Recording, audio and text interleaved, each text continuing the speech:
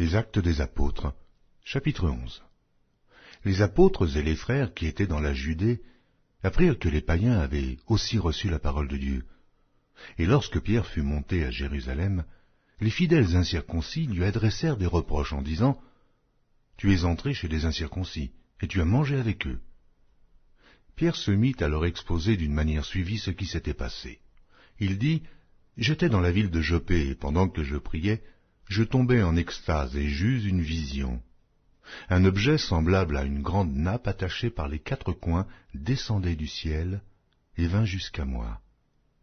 Les regards fixés sur cette nappe, j'examinai, et je vis les quadrupèdes de la terre, les bêtes sauvages, les reptiles et les oiseaux du ciel.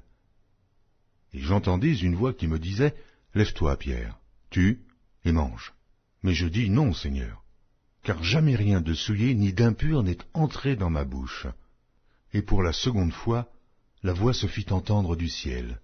« Ce que Dieu a déclaré pur, ne le regarde pas comme souillé. » Cela arriva jusqu'à 3 fois, puis tout fut retiré dans le ciel. Et voici, aussitôt 3 hommes envoyés de Césarée vers moi se présentèrent devant la porte de la maison où j'étais.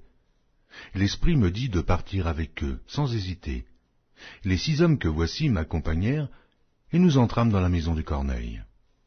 Cet homme nous raconta comment il avait vu dans sa maison l'ange se présentant à lui et disant « Envoie à Jopé et fais venir Simon, surnommé Pierre, qui te dira des choses par lesquelles tu seras sauvé, toi et toute ta maison. » Lorsque je me fus mis à parler, le Saint-Esprit descendit sur eux, comme sur nous au commencement.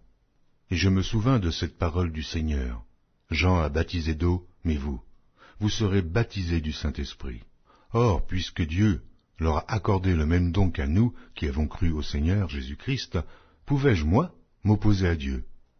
Après avoir entendu cela, ils se calmèrent et ils glorifièrent Dieu en disant « Dieu a donc accordé la repentance aussi aux païens afin qu'ils aient la vie ?» Ceux qui avaient été dispersés par la persécution survenue à l'occasion d'Étienne allèrent jusqu'en Phénicie, dans l'île de Chypre, et à Antioche, annonçant la parole seulement aux Juifs.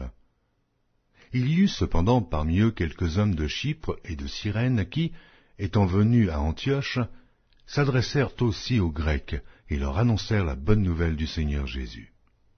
La main du Seigneur était avec eux, et un grand nombre de personnes crurent et se convertirent au Seigneur. Le bruit en parvint aux oreilles des membres de l'église de Jérusalem, et ils envoyèrent Barnabas jusqu'à Antioche. Lorsqu'il fut arrivé, et qu'il eut vu la grâce de Dieu, il s'en réjouit, et il les exhorta tous à rester d'un cœur ferme, attachés au Seigneur. Car c'était un homme de bien, plein d'Esprit Saint et de foi, et une foule assez nombreuse se joignit au Seigneur. Barnabas se rendit ensuite à Tarse pour chercher Saul, et, l'ayant trouvé, il l'amena à Antioche. Pendant toute une année, ils se réunirent aux assemblées de l'Église, et ils enseignèrent beaucoup de personnes. Ce fut à Antioche que, pour la première fois, les disciples furent appelés chrétiens. En ce temps-là, des prophètes descendirent de Jérusalem à Antioche. L'un d'eux, nommé Agabus, se leva et annonça par l'Esprit qu'il y aurait une grande famine sur toute la terre. Elle arriva en effet sous Claude. Les disciples résolurent d'envoyer, chacun selon ses moyens, un secours aux frères qui habitaient la Judée. Ils le firent parvenir aux anciens par les mains de Barnabas et de Saul.